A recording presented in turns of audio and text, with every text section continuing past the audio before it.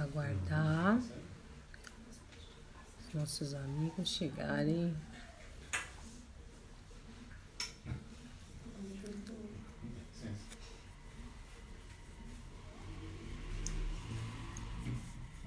Olá, boa noite, povo lindo, abençoado aí, meu amigo tá aqui, já chegou, vou chamá-lo.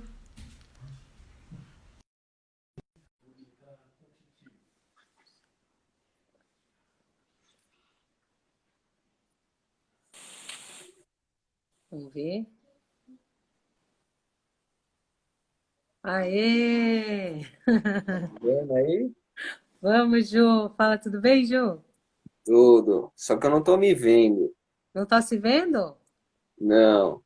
Deixa eu Quer, mudar aqui. quer sair, entrar de novo? Eu te chamo? Tá bom. Aí vai lá, vou te chamar.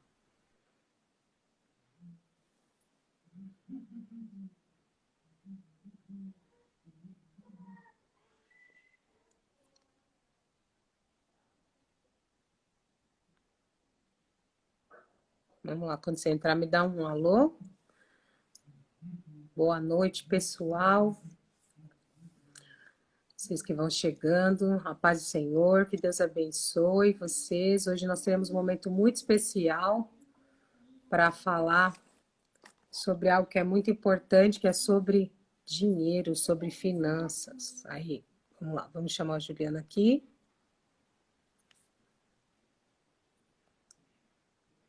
Ele teve que sair porque não estava com a conexão ruim. Aí, tô vendo o computador, Ju. Tá.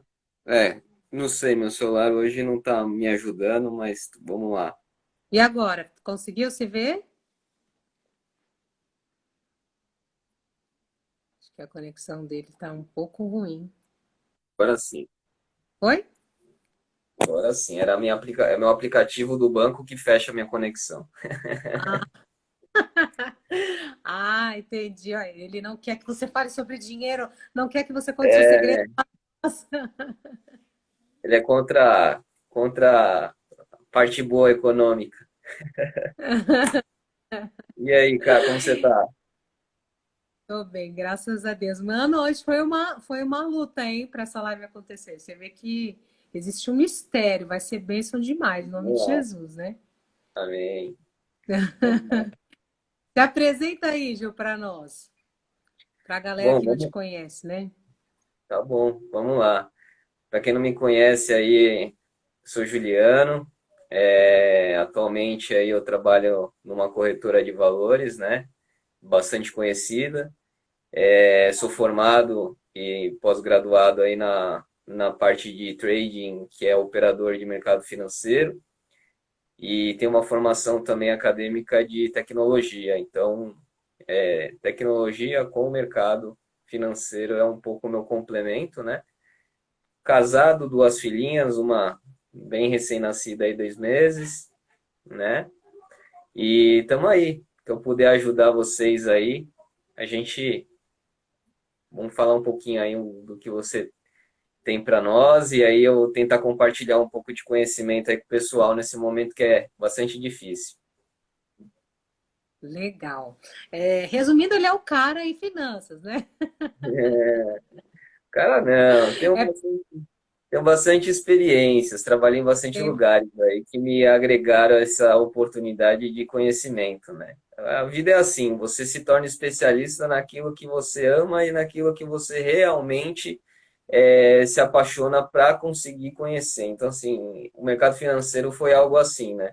Até Uhum. mesmo por história de vida, né? Então, eu acabei indo para essa linha, dado todo o cenário de vida meu, e aí eu acabei tendo que aprender na raça.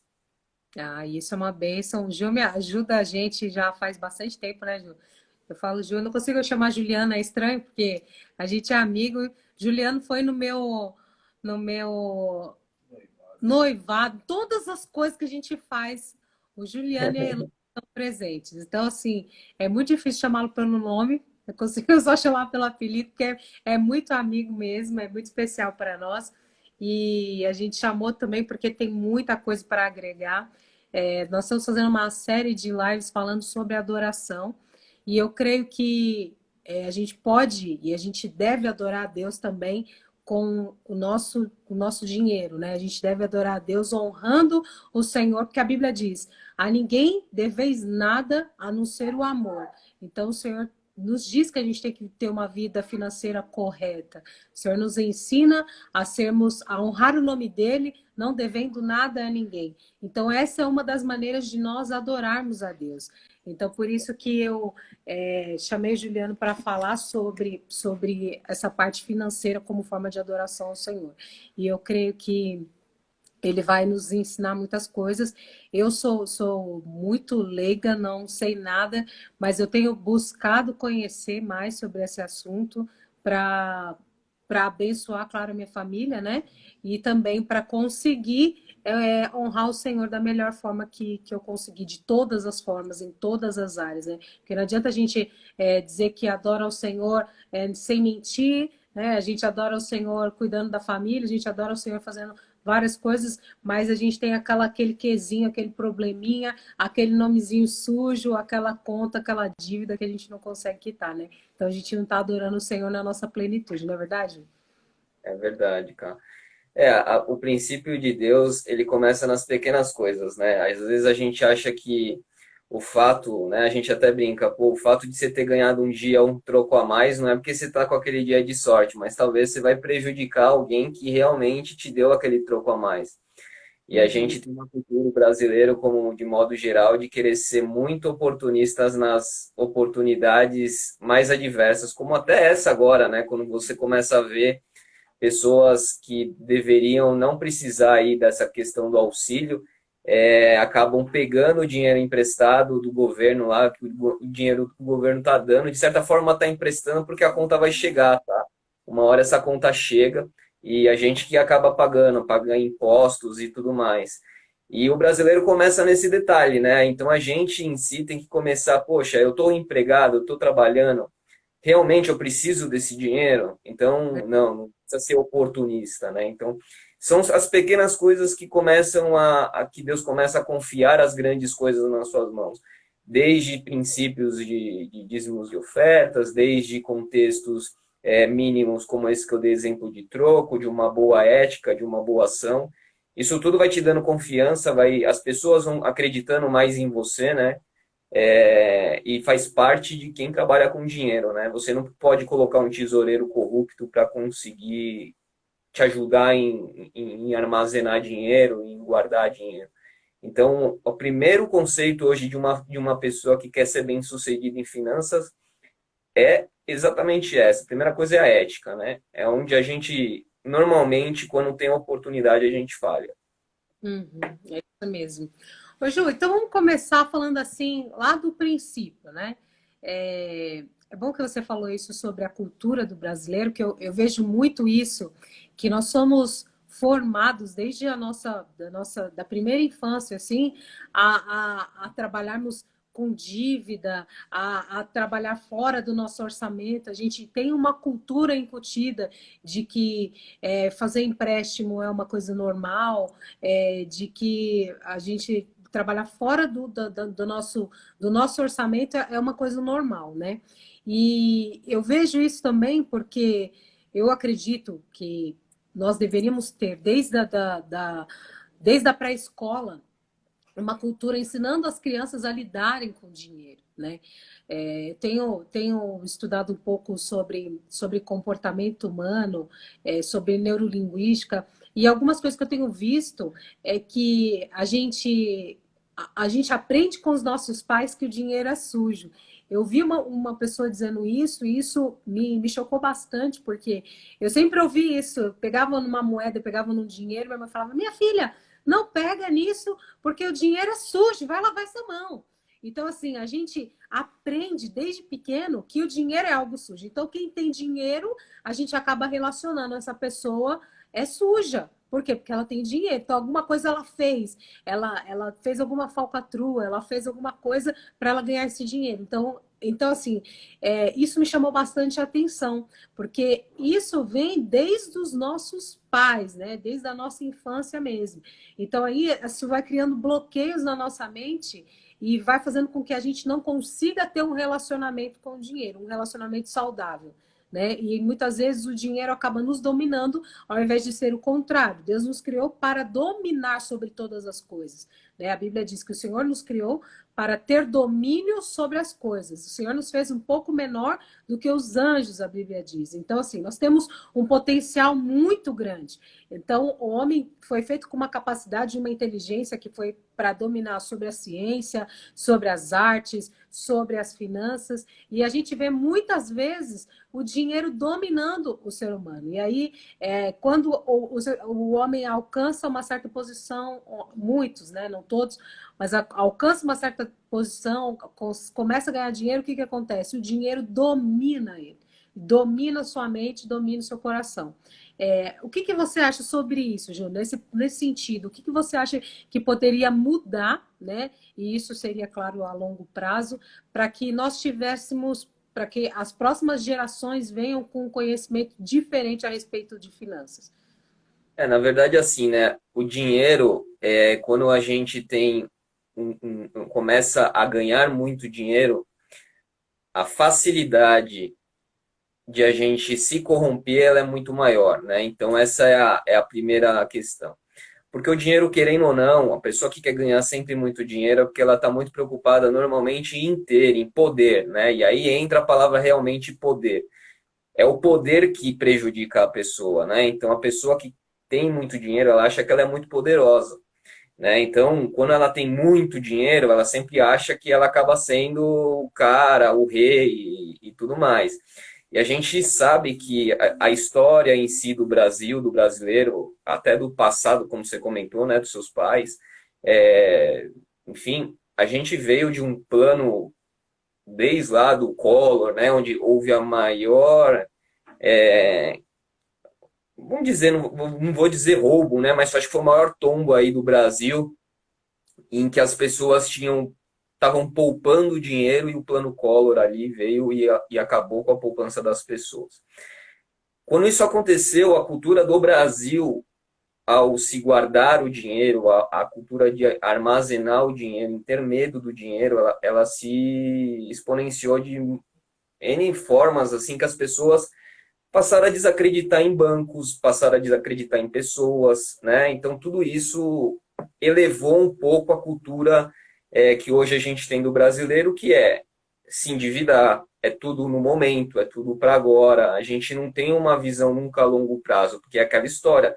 Poxa, mas se eu guardar esse dinheiro, não corre o risco de eu perder? Não corre o risco de alguém me roubar? Não corre o risco de o governo me tomar esse dinheiro? Então, se você falar com pessoas lá de trás que viveram esse plano Collor, você vê que elas ainda continuam com muito medo de ter um pouco essa cultura de armazenar, de guardar o dinheiro, né? Então, isso acaba fazendo exatamente isso que você viu, porque o dinheiro é ruim.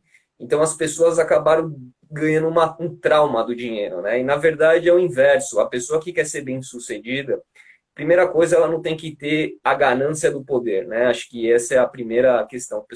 Normalmente, a pessoa que tem muito dinheiro, ela não demonstra que ela tem muito dinheiro.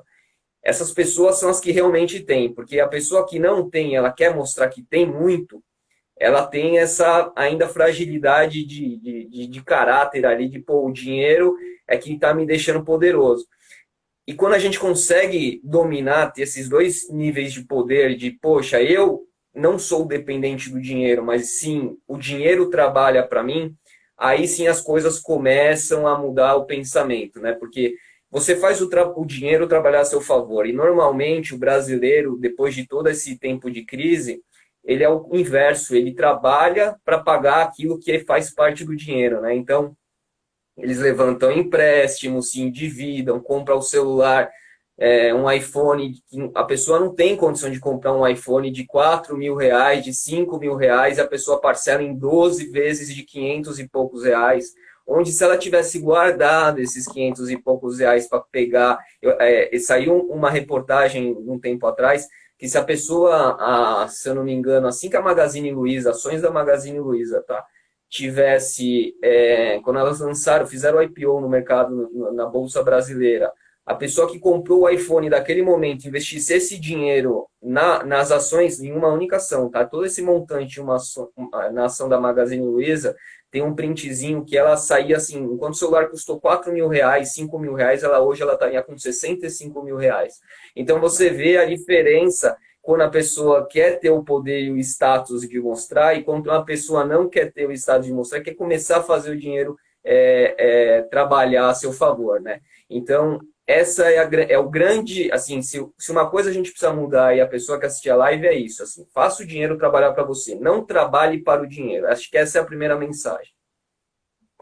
Nossa, sensacional. Eu ouvi falar disso do Magazine Luiza e eu fiquei chocada, né? Que muita gente Tem na ganhou. internet, é só procurar o printzinho. Eu vou ver se eu acho, tá, os valores exatos para a gente poder ser bem transparente aqui. Uhum. Ô, Mas Ju, pode.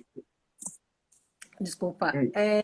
O que você acha que nós, cristãos, e nós que estamos aqui nessa live hoje, o que a gente pode fazer para mudar a cultura dos nossos filhos, né? Porque, assim, eu acredito que a gente tinha que ter um modelo, né, educacional ensinando finanças desde da pré-infância, desde o jardim de infância, ensinando a planejar, fazer o planejamento financeiro, ensinando a criança o valor real do dinheiro, né? O que precisa fazer para ter aquilo que ela tem, um brinquedo, ensinando a criança a dar valor nas coisas que a gente vê que não tem muito hoje. E o que nós podemos fazer? Eu vejo você brincando bastante com a Clarinha aí, eu creio que numa maneira bem educacional, te acompanho, vejo. O que a gente pode fazer para ensinar os nossos filhos e a dar uma cultura diferente a eles sobre dinheiro? A primeira coisa assim que a gente faz é que a criança tem que ter responsabilidade e entender que as coisas elas não aparecem de graça dentro de uma casa, né? Então é difícil você assim quando você uma coisa que é muito legal que a psicologia ali ensina, fala assim, quando você viveu uma infância muito traumática na questão financeira, onde o seu pai ou sua mãe não podia lhe dar as coisas. Quando você agora consegue ter um dinheiro, você quer saciar essa sua vontade, isso para o seu filho, né? Então, poxa, eu não tive a oportunidade de ter, sei lá, um tênis que brilhava, né? Então você vai lá no mercado, no shopping, tinha o tênis normal e aí você fala, eu vou comprar o tênis de brilhar para ela porque eu nunca tive. Mas talvez ela também nem queria esse tênis, mas você está desejando a sua vontade de pôr para ela. Então, Exatamente. assim, o pai e o filho, eles se relacionam dessa forma. O pai tenta suprir a necessidade do filho. Assim, a primeira coisa que a gente tem que pôr para ele é que as coisas não são de graça. Tipo, a minha filha brinca, né? Tem uma televisão aqui na minha varanda que ela liga e desliga, enfim. Esses dias ela falou, papai, não tem a televisão aqui, por que você não arruma essa da sacada? Porque custa dinheiro. É só comprar outra. Então, tipo assim, como assim é só comprar outra? Aí você vai ensinar a pessoa, não, mas para comprar você precisa trabalhar e tal. Então, para eles é tudo super muito fácil, assim, tipo, só compra. Então, a primeira cultura é tudo que tem dentro de uma casa, a partir de um arroz e feijão que põe num prato, até o brinquedo que ele está estragando ali, mordendo, tem um valor naquilo, para ele poder se conservar. Então, é uma cultura de conservação, para não ser aquela criança que não dá valor nas coisas. Então, começa a entender essa questão de valores. A segunda coisa que eu falo bastante do dinheiro é mostrar o que é o dinheiro para a criança. Então, para que serve o dinheiro? Filha, o dinheiro, a moedinha serve para fazer isso. Então, quanto mais moedinhas você juntar, mais chocolates você vai comprar, mais pirulito você vai ter. Então, assim, você assemelha aquilo que é o dinheiro para aquilo que ela gosta. Então, é um pouco daquele comportamento que você começa a ensinar a criança. Então, o que ela vê hoje? Toda moeda que ela vê perdida em casa, então, hoje, ela tem um cofrinho que ela ganha nesses buffets de festa, etc. Tem um monte lá. Uhum. E uma cultura para ela de assim, qualquer moedinha que você achar, você tem que jogar no seu cofrinho. Parece besta, né? Você fala, poxa, além de ela estar ajudando a conservar ali as moedas da casa, mas parece bobagem. Mas ela está aprendendo, no fundo, ela está tendo a cultura de poupar. E para a criança, o que é mais engraçado não é o valor da moeda, é a quantidade de moeda, né? Então, Se você dá uma moeda de R$ 1 para ela ou dá 10 moedas de 1 centavo, para ela, ela acha que ela tem mais dinheiro com as 10 moedas de 1 centavo. Então você começa a ensinar quantia, valor. Olha, filha, quantas moedas você tem, viu? Você está guardando, você está ganhando mais. Então, esse tipo de coisa, por isso que a gente fala, às vezes é valor, você pega R$ 1, troca por 10 moedinhas de 10 centavos, meu, a criança vai ficar super feliz, assim, né? Vai achar o máximo aquilo. Então, é um pouco da cultura que você precisa implementar na criança, porque quando ela crescer, ela vai aprender e falar assim, poxa, naquela época eu tinha aquele cofrinho, ela não vai lembrar do valor, mas ela vai lembrar que ela tinha muitas moedas, né? Então, ela tem uma cultura de saber poupar, e quando ela vê um muito, aí ela fala, nossa, eu posso juntar de novo para ter mais esse muito de novo. E aí se for uma cultura engessada ali um pouco no psicológico da criança, né? Aí dali para frente ela vai tendo um pouco mais da cultura, aprendizado de vida, né? Aí é experiência. Legal. E outra coisa que eu queria perguntar para você. Eu vejo muito assim que no Brasil, é diferente de outros países, existe uma cultura muito forte de poupar dinheiro na poupança, né? Como se a poupança fosse o melhor lugar para poupar dinheiro. E a gente já conversou sobre isso algumas vezes, mas eu queria que você compartilhasse aqui com a gente. É, o que é a poupança e o que é outros tipos de investimento e essa relação de quantidade como que fala, de valor que você consegue juntar em um e no outro, né? Explica pra gente como que funciona isso. Tá. O que que difere? Tá? Toda vez que você vai fazer um investimento em qualquer coisa que seja de produtos financeiros, né? Acho que é bom, importante deixar isso, desde de um produto de uma poupança, como você citou, até num consórcio, ou até, sei lá, numa renda fixa, qualquer coisa do tipo, sempre por trás disso existe o que a gente chama do remunerador, é a taxa que vai fazer aquele dinheiro se multiplicar, né? E o que que acontece? A diferença da poupança para muitas outras coisas é assim, é a facilidade que as pessoas têm de entender o que que é uma poupança, né? Então, o brasileiro entendeu que poupar é ter dinheiro na poupança, guarda o dinheiro e resgata a hora que eu quero. Mas tem muitas regras na poupança que prejudicam a pessoa quando ela poupa. Por exemplo, para você ter a remuneração de uma poupança, você tem que complementar, você tem que completar os aniversários. Então, se você investiu um dinheiro no dia 10, aquele dinheiro só vai realmente remunerar aquele fator que está por trás da poupança quando ele completar o próximo dia 10. Se você tirar antes, você acaba não tendo essa poupança remunerada. Então, esse comportamento financeiro a pessoa não conhece. Então, ela acha que é tipo assim, só guardar o dinheiro e tirar e ver que tipo tá crescendo de pouquinho em pouquinho e esse dinheiro tá se rendendo. Só que por trás disso, existem algumas outras visões, que é um pouco longo, mas vou tentar dar de uma maneira bem simplista aqui, que é a inflação, né? A inflação é o quanto você consegue comprar com o seu dinheiro que você ganha hoje. Então a gente brinca, vou dar um exemplo de uma Coca-Cola, né? A minha época eu comprava Coca-Cola com R$ 2, né? R$ 2 eu trazia uma garrafa de Coca-Cola para minha casa. Hoje eu preciso de pelo menos aqui perto de casa, no mercado está em torno de R$ 7,90, R$ 8. Então quer dizer, agora eu preciso de 4 vezes aquilo que quando lá atrás eu precisava. Então o que significa isso? Se você pegasse aqueles R$ 2 e deixasse numa poupança, se ele remunerou da maneira correta, hoje você conseguiria comprar pelo menos, tá? Pelo menos a inflação, se ele remunerasse a inflação, a mesma Coca-Cola. Então aqueles dois conseguissem comprar uma Coca-Cola de R$ 8, porque no tempo ele valorizou. Mas veja bem, não é que você ficou mais rico, né, nesses R$ 2 ter remunerado. O valor financeiro do seu negócio é o mesmo. Então você tem os R$ 2 que compra uma Coca-Cola. E agora você tem os R$ 8 que compra uma mesma Coca-Cola. Então, assim, você não ficou R$ 6 mais rico. Você está comprando a mesma Coca-Cola. E esse é importante a pessoa entender esse comportamento do dinheiro. Porque quando ela acha que ela ganhou esses R$ 6, que ela ficou três vezes mais rica, né, no cenário rico de multiplicação, em cima desses R$ 2, ela vai e usa o dinheiro, mas na verdade aquele dinheiro nunca ganhou valor. Ela ficaria rica se rica no sentido do dinheiro, tá, gente? Porque R$ 2 não deixa ninguém o contexto da riqueza. Mas R$ 2 ela ficaria mais rica se naquele momento que ela comprasse a Coca-Cola, ela comprasse duas Coca-Cola com aqueles R$ 2 que ela investiu. Porque antes, lá atrás, ela só comprava uma, agora ela está conseguindo comprar duas. Então aí sim, você dobrou o seu poder de compra e você se tornou uma vez mais rico. Então eu dei um exemplo de uma Coca-Cola, porque é assim que funciona para qualquer coisa. É para um apartamento, é para um carro, é para uma casa, é para uma compra no mercado, um arroz e feijão, e as pessoas não conseguem entender isso. Então, quando a pessoa fala, eu estou ganhando R$ 1.000, mas agora eu estou ganhando 1.500, eu fiquei 50% de aumento, na verdade, não é isso. Talvez só reajustou o seu dinheiro para você continuar comprando a mesma coisa que você comprava.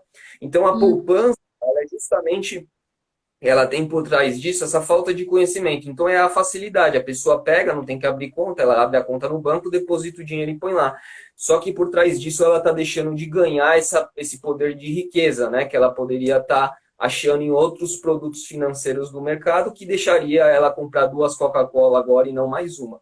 Mais ou Hum. menos é assim que a poupança funciona, né? Então ela tem uma taxa remuneradora por trás, que ela é de acordo também baseado numa taxa básica de juros, não vou entrar muito nisso, que é muito técnico, acho que não vale muito a pena nesse momento, mas ela vai remunerar hoje muito abaixo de alguns instrumentos que a gente tem no mercado aí, que está bem melhor. Estou perguntando aqui, o David está perguntando, e o consórcio? O que que você acha do consórcio? O consórcio, sabe o que eu acho? Eu acho uma boa. Eu acho uma boa o consórcio, sabe para que tipo de pessoa? O tipo de pessoa que ela não consegue guardar o dinheiro porque ela não tem uma cultura, um comportamento de, sim, se ela vê um dinheiro parado na conta, ela gasta. O consórcio traz exatamente essa visão. Poxa, se eu tiver lá R$ 300, você é obrigado a pagar seu consórcio para você ir acumulando e participando dos sorteios e você vai, de certa forma, rentabilizando o seu dinheiro. Então, para quem tem dificuldade de guardar dinheiro, ele é um excelente instrumento para iniciar esse tipo de poupança, tá? Então, assim, poxa, entre poupança e um consórcio, aquilo que eu digo, vai lá no consórcio, porque depois até lá na frente você pode vender sua carta de crédito, tem outras formas aí que o mercado já arrumou. É, então, é uma possibilidade de aprendizado, né, para quem tem dificuldade. E o Tesouro Direto, Jô? Entre poupança e Tesouro Direto, o que que é melhor? E dentro do Tesouro Direto, o que é melhor para quem está iniciando também? Tá? Sem dúvida, assim, hoje o Tesouro Direto, ele sempre tem taxas mais atrativas do que o CDB, né? Do que a poupança. Porque tudo é baseado num dos instrumentos do Tesouro Direto, que a gente chama, que é pela sigla, tem um monte de sigla, tá? Que é a LFT, né? Mais conhecida como Selic, a taxa básica de juros. Existe um instrumento lá que chama-se LFT. Esse cara é igualzinho você investir num famoso CDB de um banco, tá? Quando você investe num CDB de um banco ou numa Selic, nessa LFT, você está investindo num tesouro direto. O que acontece? Na poupança, a taxa da poupança ela se correlaciona exatamente baseada na Selic. No passado, quando a Selic caía muito, era mais vantajoso você ficar na poupança que não tinha imposto de renda, não tinha um monte de coisa, e aí chegava no final, o pessoal ficava migrando de um para o outro. Dado agora que a taxa de juros é muito baixa, né? A gente está no nível mais baixo da história aí do Brasil. A gente precisa efetivamente investir. A poupança com essa regra nova, ela cai junto, né? Então, quando a LFT baixa, ela baixa junto. E aí ela vai tendo esse comportamento. Então, sem dúvida, hoje, os ganhos do Tesouro Direto sempre acabam superando a poupança, tá? Em alguns cenários que, por exemplo, dado um carregamento muito distante em taxa básica de juros, daí existe uma conta que a gente faz aqui que realmente ela pode até empatar ali, ganhar um pouquinho, tá? Mas a diferença não é tão exorbitante. Isso falando dessa LFT. Agora, quando você vai para outros tipos, lá também tem títulos atrelados à inflação. Então, qual que é o exemplo? Ele paga a inflação, que é o exemplo da Coca-Cola, né? Ele faria a sua Coca-Cola, seu dinheiro valer os R$ 8, e ele paga mais uma taxa pré, né? Essa mais uma taxa pré é a riqueza que você está tendo do seu dinheiro. Então, você vai ver um outro título lá, que são as famosas NTNB, tá? São siglas, tá, gente? Então você vai ter que procurar lá para poder entender um pouquinho. Essas NTNB, elas são exatamente esse conceito. Ela vai te remunerar a inflação e vai te deixar mais rico um pouquinho. Mas precisa tomar bastante cuidado, porque esse tipo de título, se a inflação sobe muito, a curto prazo, você pode ter uma desvalorizaçãozinha no dinheiro, porque tem uma conta matemática que acontece isso até o dia do vencimento. Mas se você levar até o vencimento lá, você vai ter o dinheiro remunerado da mesma forma com a taxa que você comprou, né? Então o Tesouro Direto ele é um pouquinho dessa forma, mas o que é legal do Tesouro Direto? Se informar, porque hoje tem bastante informação sobre Tesouro Direto e ele é tão flexível e é bem fácil de entrar como uma poupança, um CDB. Você tem que só abrir as contas na corretora, até banco agora já está vendendo, né? Que eram eles não faziam porque era uma briga, né? Era tipo investir no Tesouro Direto era para o governo e o CDB é para o banco. Então é meio que você está dando dinheiro para o governo e não dá mais dando dinheiro para o banco. Então existia essa rixa, mas o brasileiro foi ganhando conhecimento, né? Então por isso que eu falo, a base do conhecimento ela leva o mercado a se comportar de maneiras distintas. E aí agora todos os bancos, acho que agora não lembro de nenhum que não tenha uma possibilidade de você conseguir comprar o Tesouro Direto pelo próprio Internet Banking, tá? Todos já estão disponibilizando isso, porque foi um conhecimento disseminado por várias pessoas, várias empresas que fizeram, a XP é uma delas, que fizeram com que a famosa desbancarização, né, da época, que tinha bastante propaganda sobre isso, era para isso, para tirar do CDB e colocar no Tesouro Direto. Mas é um ótimo produto para quem quer começar a poupar. A Bíblia diz sobre isso, né, Ju? Fala, meu povo peca por falta de conhecimento. E eu acredito que assim, não é nem o pecado no sentido de transgressão, né, da palavra de Deus, mas o pecado no sentido de erro. Meu povo erra porque não conhece, né? Então, a gente realmente tem visto que justamente com a internet, né, e com o Instagram, inclusive, foi uma excelente ferramenta para adquirir conhecimento. As pessoas estão adquirindo muito conhecimento através de digital influencers, através de empresas que começaram a abrir a mente das pessoas com relação a finanças. Opa, desculpa. Eu mesma fui uma delas, né, que comecei a buscar mais conhecimento nesse sentido. E agora sim, dentro do Tesouro Direto tem vários produtos, né, tem vários tipos de investimentos que você pode fazer. Tem a Selic, que você pode me explicar melhor, claro, mas a Selic, que é aquela que você pode te retirar a qualquer momento e tal, mas agora com a taxa básica de juros baixa, não, talvez não seja o melhor produto para investir, né? E aí tem o Tesouro, tem fundos imobiliários, várias outras coisas. O que você acha do fundo imobiliário? Estou até perguntando isso aqui agora. Tá, o que acontece de fundo imobiliário, tá? Assim, vou só complementar o seu Tesouro Direto. O Tesouro Direto, ela é assim, todos os produtos que estão lá você pode resgatar no dia seguinte, tá? Só tem esse comportamento do mercado e das taxas. Conforme o mercado se movimenta, isso está muito atrelado a risco-retorno, né, do mercado brasileiro. Quando essa taxa de mercado tem muita que a gente chama de volatilidade, as taxas sobem e descem muito brusca, né? Como aconteceu aí o circuit break da bolsa, etc. E isso, num primeiro momento, ela desestabiliza o mercado. O mercado tende a se comportar sempre de uma maneira relativamente estável, né? Desde que essas coisas não aconteçam como do corona. Mas o Tesouro Direto, de certa forma, elas são simples. São 3 títulos, o LFT, NTNB e a LTN, que é uma taxa pré. A taxa pré é basicamente igual uma compra de um veículo, né? Ah, você vai pagar 2% ao mês, sabe? É mais ou menos assim. Então, ele vai te pagar uma taxa fixa ao mês, todo mês até o dia do vencimento. É mais fácil de entender essa conta.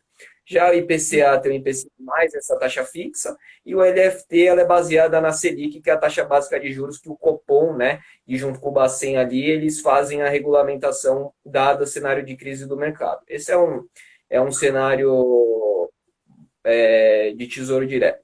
Fundo imobiliário, as pessoas estão vendo bastante, vou dizer, youtubers vendendo a ideia de fundo imobiliário e esquecem de algumas coisas, tá? O fundo imobiliário, embora ele seja um mercado que investe em imóveis, né, por ser imobiliário, ele tem o mesmo conceito de um mercado de renda variável, um comportamento de uma ação. Por que que isso acontece? Porque ele é exatamente assim. Pensa que você não tem todo o dinheiro lá, então vamos supor assim, eu vou dar um exemplo bem legal. Tem um prédio lá, um prédio bonitão da Faria Lima, tá? Que precisaria de 3 milhões para você construir aquele prédio. Esse fundo imobiliário ele pega, constitui o fundo, várias pessoas aportam 1.000, 10.000, 5.000, 3.000, e aí vai montando até chegar nesses 3 milhões. E aí, dado que esse fundo consegue os 3 milhões, ele sobe esse prédio e você fica sendo o dono desse prédio. Então, pensa que um pedacinho do vidro lá, se você deu R$ 1.000, um pedacinho do vidro é seu, tá? Então, é mais ou menos assim que funciona de uma maneira bem geral do fundo imobiliário. Só que ele é remunerado dado o contrato dele. Então, tem fundo de tijolo, fundo de galpão, fundo de logística, são N fundos. E você ganha esse dinheiro e ele valoriza quando você compra imóveis, né? Você está investindo em imóveis, esse imóvel ele não fica desalocado, ele fica alocado. Então, o que que traz o dinheiro para o fundo? É alugar o imóvel, é vender o imóvel, né? Então, isso que vai trazendo dinheiro para o mundo. Agora, pensa num cenário de coronavírus agora, que está todo mundo, as empresas inclusive estão revendo, uma das empresas que eu trabalho é exatamente assim, estamos revendo de trabalhar home office para sempre, porque mudou a cultura, né? Veio para mudar a cultura. Então você vai investir num fundo imobiliário, por exemplo, que está com um prédio lá na Faria Lima, tem um monte de gente rompendo o contrato. O que, que acontece com essa cota de fundo? Ela cai. E aí a pessoa que investiu R$ 10, ela achou, poxa, mas era fundo imobiliário, valia muito a pena, é seguro. Realmente, ele tem a sua segurança por estar no imóvel. Então, o imóvel está lá, ele continua desalocado. Quando alocar ele de novo, ele vai voltar a render. Mas nesse meio tempo, seu dinheiro vai ficar parado lá no dinheiro no fundo e não vai estar rendendo. Porque vai parar de vir aquele dividendo que era do aluguel, né? Que a empresa pagava para o fundo e o fundo te pagava. É um ganha-ganha, tá? No final das contas. Então é um pouco assim que funciona o fundo imobiliário. E aí, quando eu desaloco o imóvel, acaba caindo o preço da cota, e aí automaticamente o seu dinheiro investido é desvalorizado.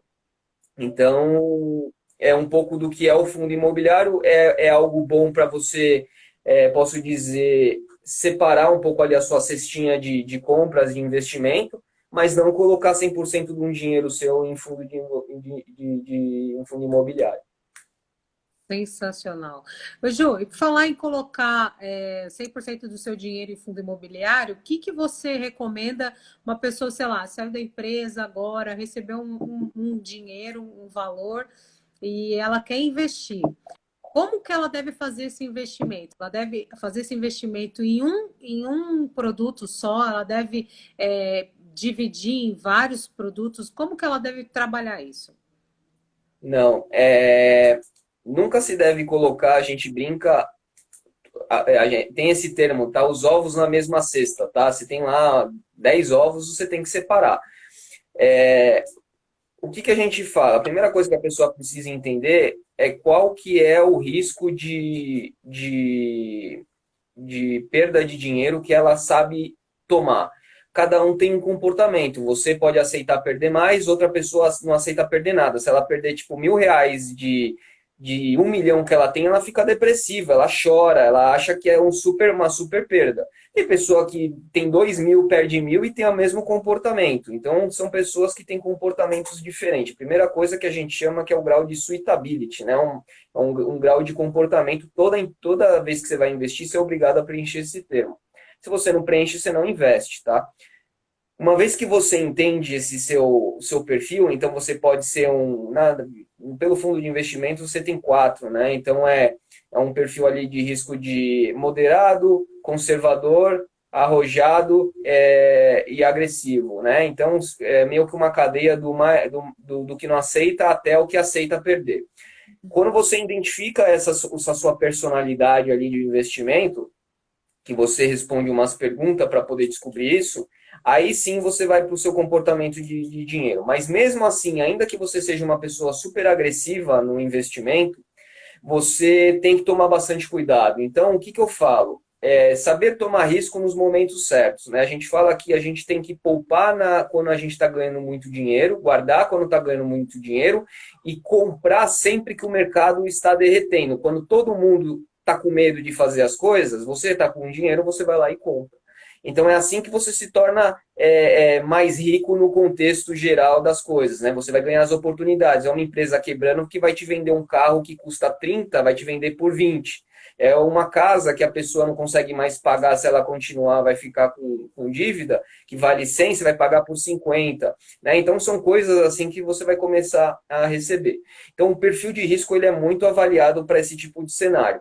Você tem só que tomar cuidado de você não perder o dinheiro, as oportunidades. Então, sempre existe assim, a pessoa fala, mas para ganhar dinheiro tem que sempre investir no mercado de ações, mercado de tesouro direto. Cara, isso não é verdade. Todo lugar no mundo existe oportunidade de investimento. Desde o cara que é o seu vizinho aí querendo vender um carro para você revender, até a pessoa lá na Bolsa de Valores querendo comprar ações, tá? Então você tem que saber medir o risco e oportunidade. É mais ou menos assim que você vai ter que saber dimensionar seu dinheiro. Então, já que eu coloquei, mas sei lá, eu comprei um carro aqui que o cara queria me vender por R$ 10, eu não sei quanto eu vou vender esse carro, então é um negócio arriscado, né? Embora você tenha um carro, é arriscado porque seu dinheiro ao longo do tempo está desvalorizando, né? Tô dando um exemplo aqui do carro, tá, gente? Mas pela oportunidade, tá? Tipo, o carro vale 20 e você comprou a 10, tá? Carro não é investimento, entenda isso, tá? Tô dando um exemplo aqui de comprar uma coisa pela metade do preço, tá? Vou até falar com o imóvel, senão as pessoas vão falar, não, investe em carro, vai ser por imóvel, tá? Se você compra um imóvel que vale 100, você compra ele por 50, né? Então você está ali com uma oportunidade de vender esse imóvel para ganhar mais 50, porque ele vale 100. Então, só que você não sabe quando, né? Então você já está num risco associado. Então o que você faz? Qual a diferença de um dinheiro que sobrou? Você não vai lá e comprar mais ações, coisas que vão te trazer ao risco. Você vai pegar isso e vai colocar, de repente, no tesouro direto, porque você sabe que de tudo, se tudo der errado, pelo menos, você vai ter o tesouro direto e mais esse apartamento para alugar. Então é mais ou menos assim que você tem que analisar comportamento de investimento, tá, cara? Uhum, entendi. Hoje nós estamos falando de investimento, mas eu gostaria de falar um pouquinho com você sobre as pessoas que ainda não começaram a investir, mas estão querendo quitar dívidas. Como que faz para quitar uma dívida? Por onde que ela começa? Pela mais cara, pela mais barata, pela que vence? Tá dentro do prazo que está fora? Como que ela funciona? Como que negocia com o banco? Nos ajuda nesse sentido. Vamos lá. Uma coisa que é bem legal, as pessoas às vezes até me perguntam, Juliano, o que eu posso investir agora? Aí eu viro para a pessoa e falei, sua filha, se tem filho, claro, né? Sua filha ou seu filho está na escola? É paga? Tá bom, então você faz o seguinte, liga para a escola dele e pergunta se ele pode te dar 10% de desconto se você pagar o ano inteiro ao invés de investir esse dinheiro. Porque você vai gastar esse dinheiro de qualquer jeito, concorda? Até o final do ano você vai ter que pagar a escola do seu filho. E não tem nada no mercado hoje que te dá os 10% de ganho que você vai ganhar de desconto. Então vai lá e quita a sua escola o ano inteiro. Então perceba, eu te falei, a oportunidade de investimento de fazer seu dinheiro render não está associado a um investimento. Nesse momento eu paguei uma dívida e consegui um desconto de 10%, ou seja, eu ganhei um poder de 10%. Só que você tem que ter a cultura de pegar esse dinheiro que você ia pagar a escola e voltar ele lá para o seu baúzinho que você tinha. Ou seja, você pagou uma dívida e investiu o dinheiro de volta, ganhou 10%.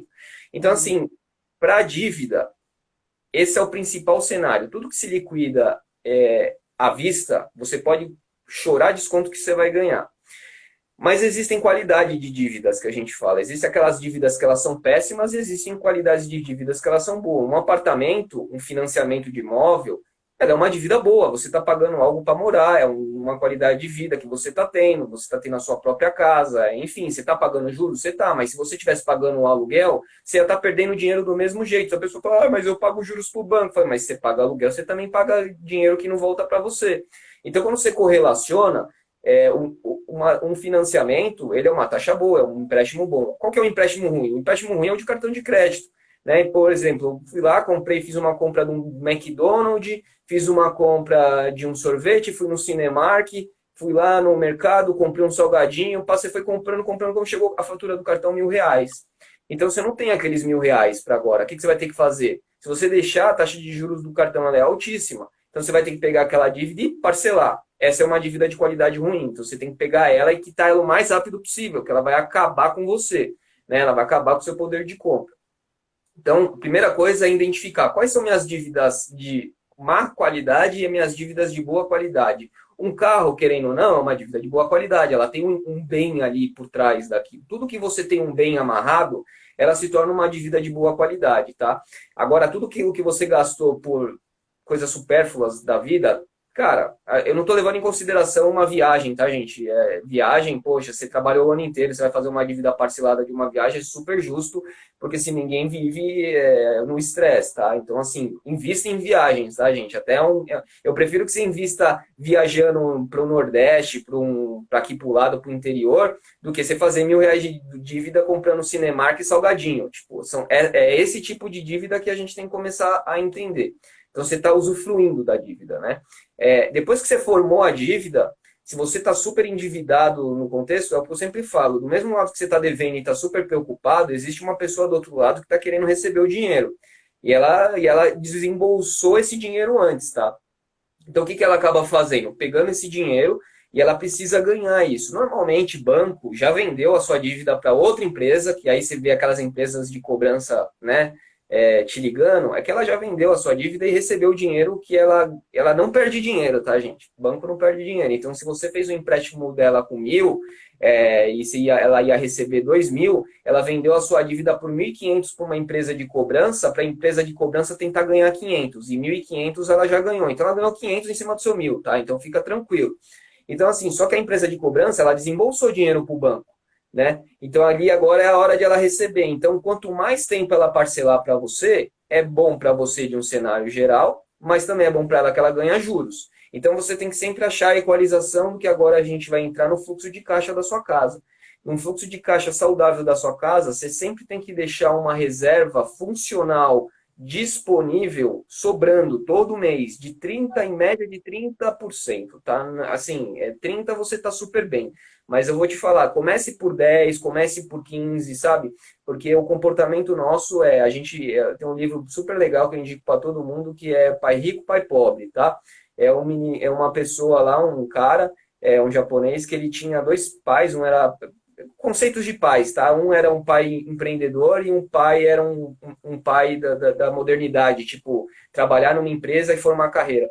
E ele dá esse conceito de dívida, né? Então, o pai rico, ele sempre fala isso, a gente entra num labirinto de rato. Então, eu ganho R$ 1.000, daqui a pouco eu vou ter uma dívida de 1.200 e eu vou ter que correr atrás de um trabalho para superar esses 200. Aí você chegou nos 200 e arrumou um trabalho, você vai lá e faz uma dívida mais 300. Então você foi para 1.500.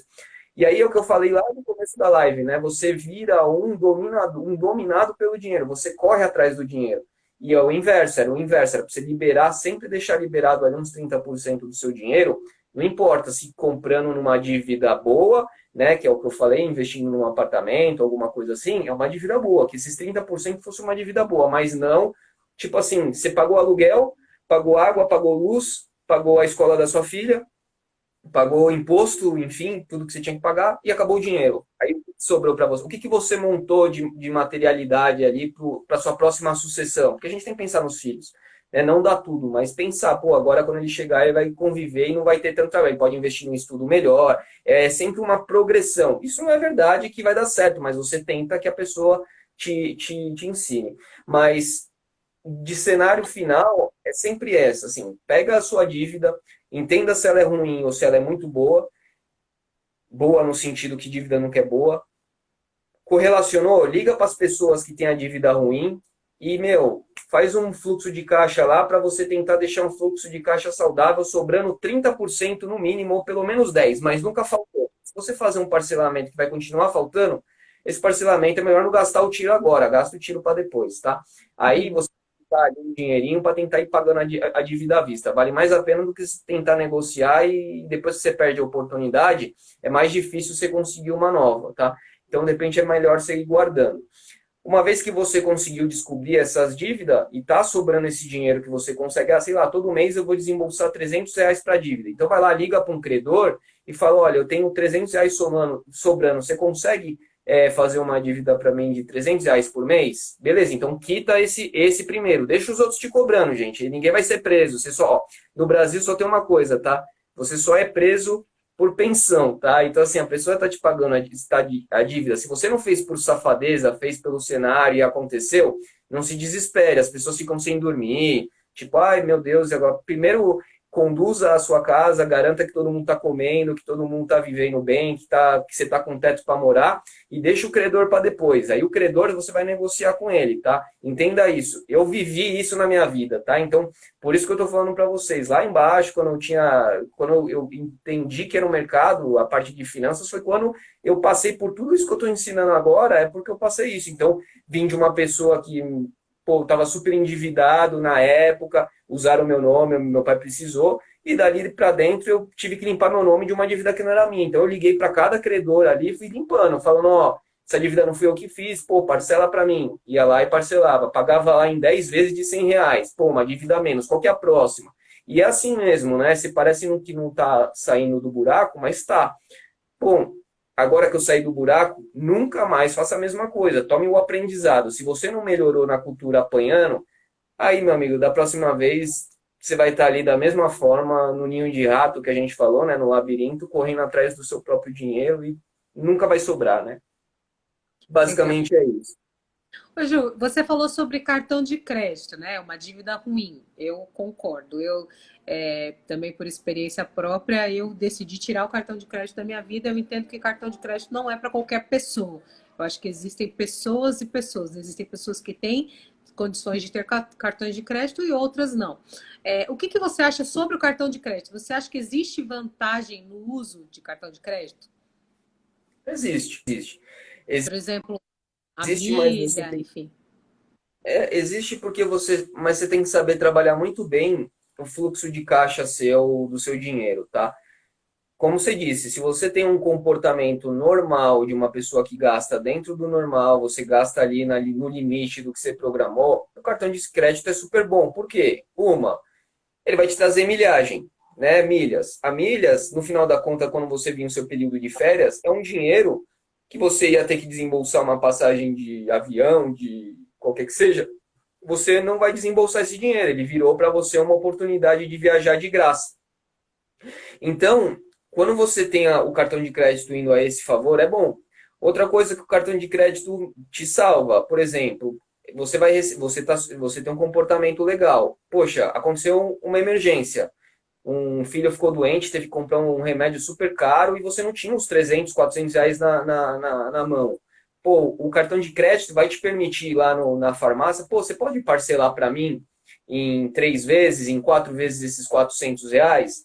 Ao invés de você ter os R$ 400 de uma única vez. Você está falando de uma dívida que é para uma saúde, né? Então você está falando, pô, estou fazendo uma dívida boa porque é para o meu filho, é para mim, qual pessoa que seja. Então, assim, o cartão de crédito ele é bom nesse sentido, em te salvar nas emergências e poder ter essa cultura de saber pagar. Agora, ele é um péssimo negócio para pessoa que sai comprando, pô, tá na curtição, pá, ele passa, pô, sai com os amigos, foi uma comunhão lá, pá, passou, açaí, tal. Daqui a pouco chega a dívida no final do mês, e a pessoa achou que aquela dívida ela não existia. Aí é o que aconteceu, né? As pessoas começam a se endividar e daí o céu é o limite dessa dívida, porque essa dívida é um dos juros mais altos, tá? Mas o Uhum. cartão de crédito ele tem algumas coisas a seu favor. Não é a melhor, né? A gente sempre fala, poxa, se você pode pagar à vista e tá te dando um bom desconto, pague, mas cuidado só para essa questão do cartão de crédito. Mas eu uso o cartão de crédito, sei lá, acho que nem sei, acho que vai para uns 15, 18 anos, né? E trabalho super bem, praticamente bastante viagens que eu fiz utilizando milhas e tudo mais. Até pega a promoção, né? Poxa, você tem 1.000 milhas, se você transferir agora para Azul, você vai ganhar 100% de bônus. Então vira 2.000, duplicou. Aí, poxa, que legal. Então já pensou, você tem 10.000 milhas, vira 20.000. Pô, você vai pegar lá, vai viajar para o Nordeste, viaja para o interior, qualquer coisa, você consegue já ter a passagem de graça aí praticamente. Uhum. Ô, Ju, estou perguntando se é negócio comprar imóvel nesse momento de pandemia. Então, isso que eu falei, tudo depende a gente fala aqui no mercado que existe uma conta que se faz, também não vou entrar muito nessa questão técnica, que é matemática, mas existe uma conta que é o custo do seu dinheiro e o custo da oportunidade. Você tem que saber medir. Se você comprar esse imóvel, qual é o objetivo? Você vai morar? Beleza. Se for para morar, tudo bem, a gente tira essa questão do investimento de lado. Não, é para alugar. Então você tem que pôr algumas coisas na balança. imposto, se você for comprar um apartamento, você vai ter o condomínio, né? Você vai ter naturalmente problemas que a outra pessoa, se você compra um imóvel usado, que você vai ter que arrumar um cano, um vazamento, alguma coisa do tipo, um piso. Né? Se for novo, você vai ter que provavelmente ou mobiliar ele, né? Colocar pelo menos um piso nele, se você não ganhou com piso, alguma coisa desse tipo, então você desembolsa mais dinheiro, né? E aí, se você chegar no fim da conta de tudo isso e ainda ficar com o imóvel sem alugar, você teve um desembolso muito alto de dinheiro no curto prazo, que você perdeu a oportunidade. Se vamos pensar que você investiu tudo isso e ficou 6 meses sem alugar ou até um ano esse imóvel. Já pensou se você pegasse esse mesmo dinheiro que você comprou o imóvel mais o aluguel, e investisse numa renda fixa, por exemplo? Então você valorizou a renda fixa e deixou de ganhar isso. Então você mediu as oportunidades, pô, a renda fixa foi melhor do que o imóvel. É assim que você mede um investimento, tá? Eu vou investir no imóvel, você leva todos os cenários de risco. Se eu achar um negócio que não tem risco, quanto que ele vai me valorizar? Ah, é X%, pô, vou chegar quase a mesma coisa, vou ter uma diferença de R$ 4.000. Vale a pena eu ir correr o risco da dor de cabeça do apartamento? É claro que não.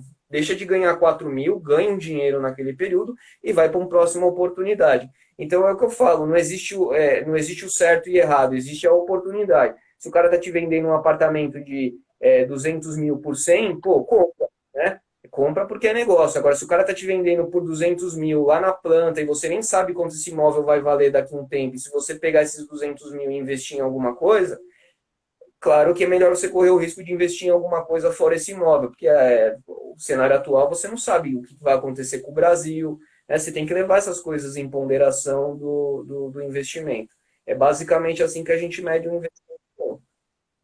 E o que que você acha, assim, o que que você daria de dica para nós nesse período de pandemia para a gente conseguir manter um equilíbrio financeiro, para que as coisas não saiam do lugar e a gente não acabe se desesperando no final das contas? Assim, a primeira coisa, existe um cenário que a pessoa está empregada, daí não tem comparação, né, cara? Tipo, o dinheiro está entrando.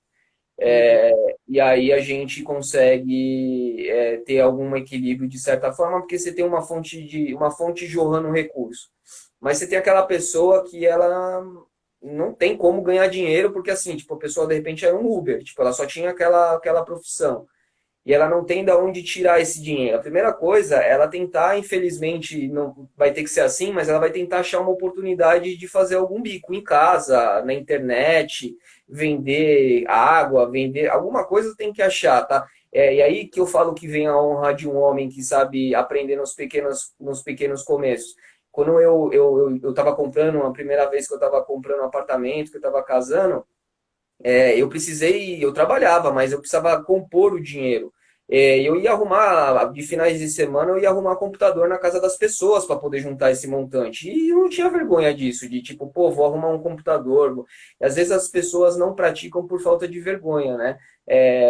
Poxa, eu vou me humilhar em vender uma água, eu vou me humilhar em ir ali na porta da faculdade e tentar vender um lanche. Então, assim, são escolhas, né? A primeira coisa, então, você achar a fonte de recurso. Agora, uma vez que a fonte de recursos entrou, é aquilo que eu te falei, garanta a sustentação da sua casa primeiro e depois você pensa nos seus credores. É sua casa, seu aluguel, para a pessoa não te mandar fora da sua casa, se você mora num aluguel, a sua casa para filhos e parentes não passar fome, é a saúde, se de repente você paga um convênio médico, alguma coisa desse tipo, e aí depois vem as terceiras coisas que é fundamento aí de bem próprio, né? Perfeito. Ju, foi maravilhoso. Nosso tempo está chegando ao fim aqui. O Instagram está me avisando. Meu, foi top demais. Eu ia até avisar que hoje não ia conseguir cantar, porque eu tô com a garganta meio ruim, mas nem ia dar tempo mesmo, porque é muita coisa para falar. É bastante. Nós vamos tentar marcar uma outra live numa outra oportunidade para falar mais, porque abençoou muito a minha vida. Tenho certeza que abençoa a vida de todo mundo que esteve aqui. E sensacional, muito bom mesmo. Obrigada por dividir, por compartilhar esse conhecimento com a gente. Estou até pedindo, ó, faz mais uma hora. Eu estou trabalhando desde as 8, viu? Eu preciso descansar também. Parte 2, a gente faz. A Cá tem canal aberto aqui comigo. Quando vocês precisarem, se chamem aí. A gente é um pouco corrido, mas, pô, terminamos nesse ponto. Depois faz, anota aí no papel, vamos fazer uma segunda. Quando precisar, vamos compartilhar, sim. Eu tenho prazer em compartilhar aquilo que eu aprendi na minha dificuldade em ajudar as pessoas. Sensacional, muito bom, Ju. Deus te abençoe muito, meu querido. Gente, obrigada por estarem aqui conosco. Foi sensacional esse tempo. Deus abençoe vocês, viu? Até mais. Tchau. Tchau.